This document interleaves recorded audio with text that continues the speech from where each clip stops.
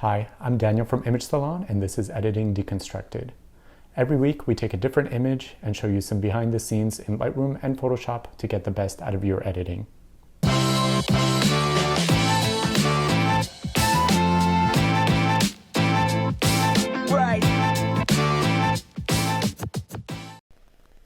In this video, we're going to be looking at a bridal portrait we photographed of Adele at a wedding in Hudson Valley a couple of years ago. Now, this image was staged and we had the bride walk through this hallway a few times. This was right before the ceremony, and we asked the planner to light up all of the candles because we knew that we wanted to take this photo and we weren't quite sure if we would have time later on in the day. So we realized that there was good daylight coming in through those windows, and we made sure that the bride would walk right through the light so we could capture her in that daylight. Now, this presented quite a few challenges afterwards in post-production, where we have a mix of candlelight as well as blue daylight, more warm daylight, and all sorts of beautiful color casts bouncing around the hallway. So let's go ahead and see what we did with these edits. So as always, we're going to start by tweaking our exposure. And before we keep going, let's go ahead and straighten our lines. Just using the automatic upright tool really does the trick.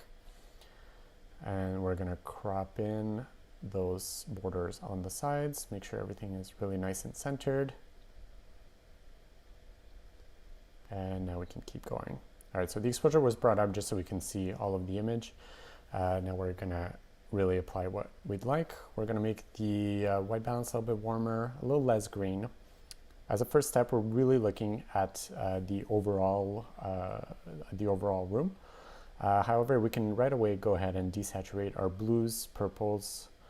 Let's go down to -70. Even our magentas, maybe a little bit. No, let's leave those. So yeah, we've desaturated the blues and purples. Those are really protruding in the bride's dress.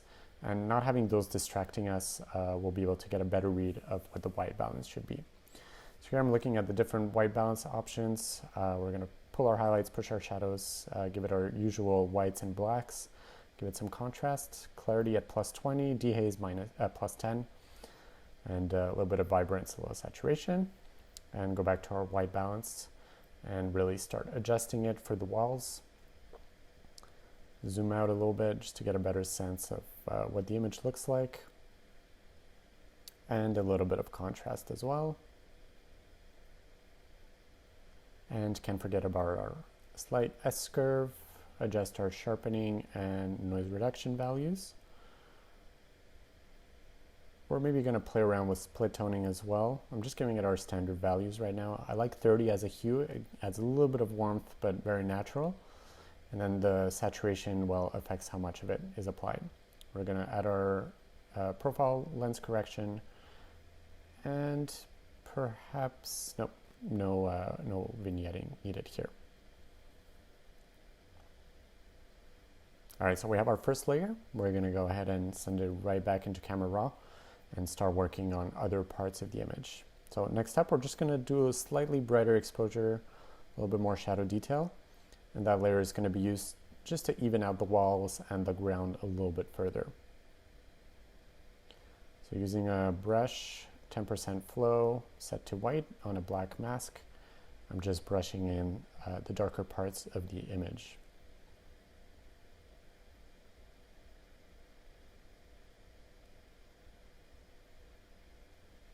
Once that looks good, let's go ahead and send a new layer back into Camera Raw.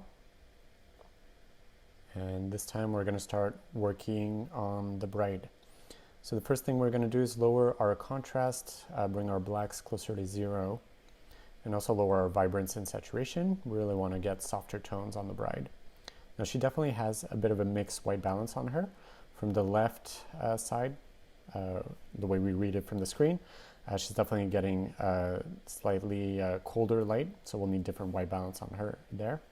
And then from the right side, the light is a lot warmer. I think it was bouncing off some kind of brick building. So let's go ahead and paint her in, and it's going to be a little bit too orange and definitely a little too gray and cold on the other side of her.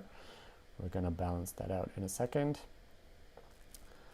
So now we're creating the second layer for the bridal, and we're going to make everything warmer until we feel that it matches the rest of the skin tone. So really looking at her right arm, left side of the screen. And we're going to brush in that part. And that should get us way closer. We'll see how that looks. And right away, I'm definitely seeing that things are still a little bit too orange on her head and on her left arm, right side of the screen. And right after we paint in just a little bit of the floor with that warmer light, let's go ahead and fix how orange her face still is. So to do that, we'll just go back to the layer underneath, which is the one that we used for that part of the bride. And we could tweak the white balance ever so slightly, but I think the bulk of the work is really in the hue and saturation sliders. We're going to lower the saturation on the oranges, but also increase the luminance, which will make the oranges a little bit lighter. And so as you can see very quickly, back and forth, you can see how her skin tone is adjusted there. And then the top layer is really where we get the warmth on the colder tones. I'm just going to lower the exposure ever so slightly on that layer. Oops, sorry, this is not the same layer. I just got mixed up on my own. So I'm just doing one more additional layer with everything a little bit darker to allow us to darken the areas around the bride so that she stands out a little bit more. Everything was a little bit more on the same playing field. And we want to avoid that. We really want to create a distinction between highlights and shadows and where the light goes, which then controls where the viewer looks at in the photo. So now our 6 layers are good. We're going to bring everything into one final layer. And we're going to use our spot removal tool just to remove some of those distractions on the walls, some of the scuff marks and some of the reflections. And take a look at the bride, see if there's any kind of retouching needed on her. She's fairly small in the frame, so there's not much that's needed. Last thing we're going to do is adjust our tone curve. Things tend to go a little bit flat when we do the layers, so it's always good to bring back a little bit of contrast in the form of an S-curve. Thank you so much for watching. We'll see you next time on Editing Deconstructed.